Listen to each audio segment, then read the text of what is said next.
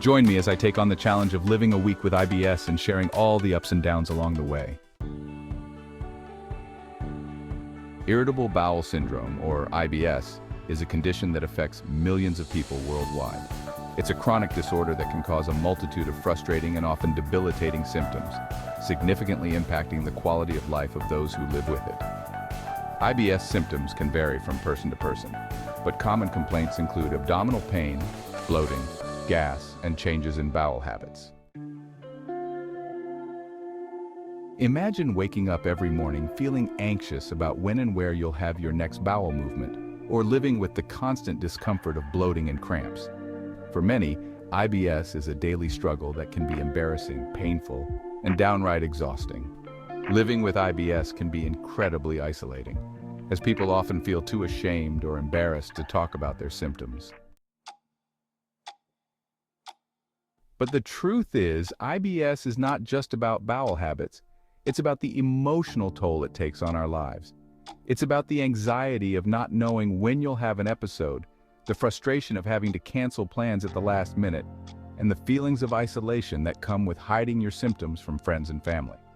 Many people with IBS report feeling like they're walking on eggshells, never knowing when their symptoms will flare up. They may avoid social situations, stop taking part in activities they love, or even turn down job opportunities due to the fear of not being able to manage their symptoms. It's a heavy burden to carry, and one that deserves to be acknowledged and understood. There are several types of IBS, including IBS-C, IBS-D, and IBS-M. Each type has its own unique set of symptoms and challenges, and understanding which type you have can help you develop a more targeted approach to managing your symptoms. One of the most important things to recognize is that IBS is not just about what you eat, but about how your body responds to certain triggers. By identifying these triggers, you can make significant changes to your diet and lifestyle to reduce your symptoms and improve your overall quality of life.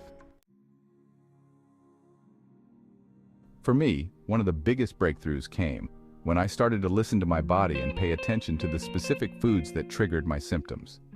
I realized that I'd been eating a lot of high FODMAP foods, which were exacerbating my IBS-D symptoms. By cutting back on those foods and incorporating more gentle, easy-to-digest options, I was able to reduce my symptoms dramatically. It was a game changer, and one that has made a huge difference in my daily life. I've also learned the importance of stress management and self-care when living with IBS. For me, that means taking time each day to relax, practice deep breathing, and engage in activities that bring me joy. It's not always easy, but it's essential for managing my symptoms and maintaining a sense of overall well-being. One of the most powerful things about sharing my story is that it allows me to connect with others who are going through similar experiences.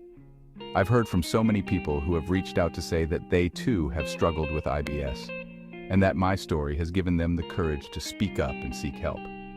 It's a reminder that we're not alone, and that together, we can create a community of support and understanding.